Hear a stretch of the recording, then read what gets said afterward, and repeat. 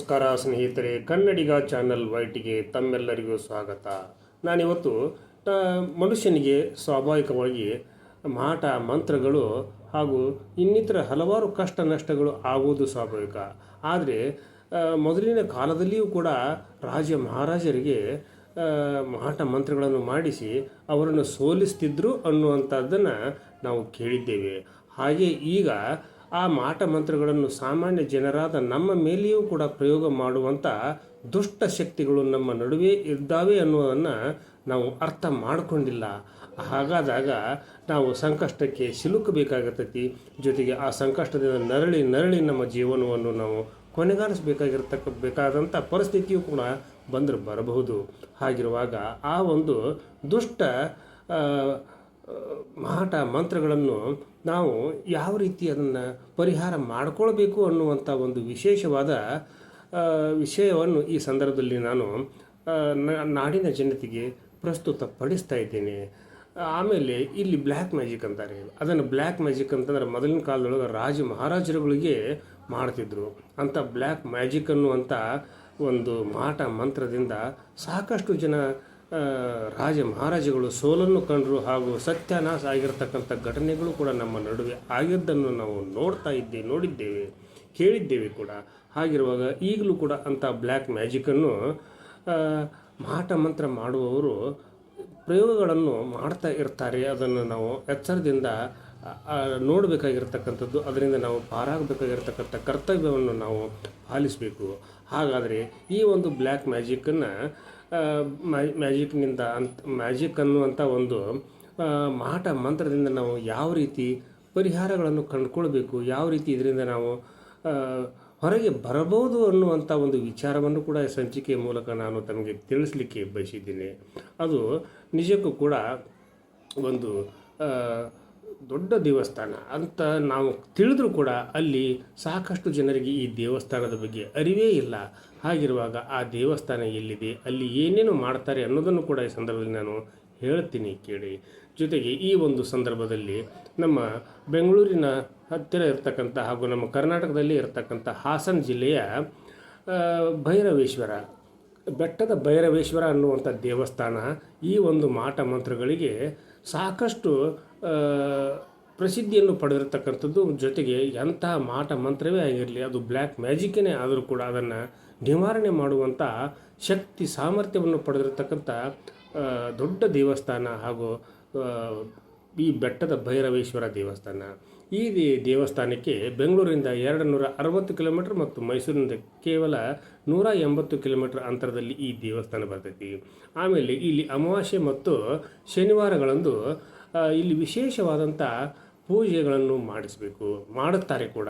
ಹೀಗಾಗಿ ಆಮೇಲೆ ಅಲ್ಲಿ ಪೂಜೆಗಳನ್ನು ನೆರವೇರಿಸಿದರೆ ನಿಮಗೆ ಬಂದಿರತಕ್ಕಂಥ ಮಾಟ ಮಂತ್ರಗಳಿಂದ ನೀವು ಪಾರಾಗ್ತೀರಿ. ಇದನ್ನು ಕೇವಲ 21 ದಿವಸಗಳವರೆಗೆ ಸನ್ನಾಲು ಪಣ್ಣಂ ಅನ್ನುವಂಥ ಮಂತ್ರವನ್ನು ಜಪಿಸಬೇಕು. ಸನ್ನಾಲು ಪಣ್ಣಂ ಅನ್ನುವಂಥ ಮಂತ್ರವನ್ನು 21 ದಿವಸ ನೀವು ಪಠನ ಮಾಡಿದರೆ ನಿಮಗೆ ಎಂಥ ಒಂದು ಮಾಟ ಮಂತ್ರವೂ ಕೂಡ ನಿಮ್ಮಿಂದ ದೂರವಾಗುವುದರಲ್ಲಿ ಸಂದೇಹವಿಲ್ಲವನ್ನುವಂಥ ಮಾತನ್ನು ಕೂಡ ಈ ಸಂದರ್ಭದಲ್ಲಿ ನಾನು ಹೇಳಲಿಕ್ಕೆ ಬಯಸ್ತೀನಿ. ಹಾಗಿದ್ದಾಗ ನಿಮಗೆ ಯಾರಿಗೇ ಆಗಿರಲಿ, ನಿಮ್ಮ ಅಕ್ಕಪಕ್ಕದಲ್ಲಿಯೇ ಇರಲಿ, ಯಾರೇ ಆಗಿರಲಿ, ಅವರಿಗೆ ಏನಾದರೂ ಕಂಟಕಗಳು ಎದುರಾದರೆ ಯಾರಾದರೂ ಮಾಟ ಮಂತ್ರಗಳನ್ನು ಮಾಡಿಸಿದರೆ ಈ ಒಂದು ಹಾಸನ ಜಿಲ್ಲೆಯಲ್ಲಿರ್ತಕ್ಕಂಥ ಬೆಟ್ಟದ ಭೈರವೇಶ್ವರ ದೇವಸ್ಥಾನಕ್ಕೆ ಹೋಗಿ ಇಂಥ ಒಂದು ದುಷ್ಟ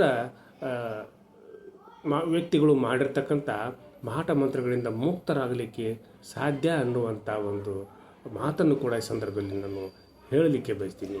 ಜೊತೆಗೆ ಇನ್ನೊಂದು ವಿಷಯ ಅಂತಂದರೆ, ನಾವು ಏನು ಮಾಡಿದರೂ ನಮ್ಮ ಕೆಲಸಗಳು ನೆರವೇರ್ತಾ ಇಲ್ಲ, ನಾವು ಮಾಡುವಂಥ ಕೆಲಸಗಳು ಸಕ್ಸಸ್ ಆಗ್ತಾ ಇಲ್ಲ, ನಮ್ಮ ಸಾಕಷ್ಟು ಸಾಲಗಳನ್ನು ಮಾಡಿಕೊಂಡಿದ್ದೇವೆ.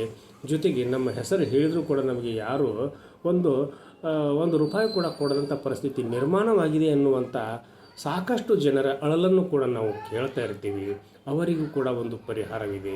ಯಾಕಂದರೆ ಅಂಥ ಪರಿಹಾರವನ್ನು ಕಂಡುಕೊಳ್ಳಬೇಕಾಗಿರ್ತಕ್ಕಂಥ ಒಂದು ಪುಣ್ಯಕ್ಷೇತ್ರವೂ ಕೂಡ ನಮ್ಮ ರಾಜ್ಯದಲ್ಲಿಯೇ ಇದೆ.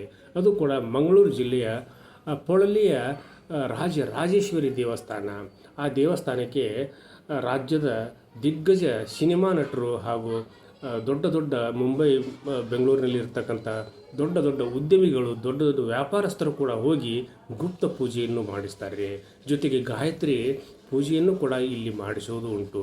ಈ ಗಾಯತ್ರಿ ಪೂಜೆಯನ್ನು ಮಾಡಿಸಿ ಬಂದವರು ಅವರು ಜೀವನದಲ್ಲಿ ಯಾವತ್ತೂ ಕೂಡ ಬಡತನವನ್ನು ನೋಡೋದೇ ಇಲ್ಲ ಅನ್ನುವಂಥ ಒಂದು ಪ್ರತೀತಿ ಈ ಒಂದು ಪೊಳಲಿಯ ರಾಜರಾಜೇಶ್ವರಿ ಕ್ಷೇತ್ರಕ್ಕೆ ದರ್ಶನವನ್ನು ಪಡೆದಿರತಕ್ಕಂಥ ಭಕ್ತರಾದಿಯಾಗಿ ಪ್ರತಿಯೊಬ್ಬರಿಗೂ ಕೂಡ ಇದು ಗೊತ್ತಿರತಕ್ಕಂಥ ವಿಷಯ.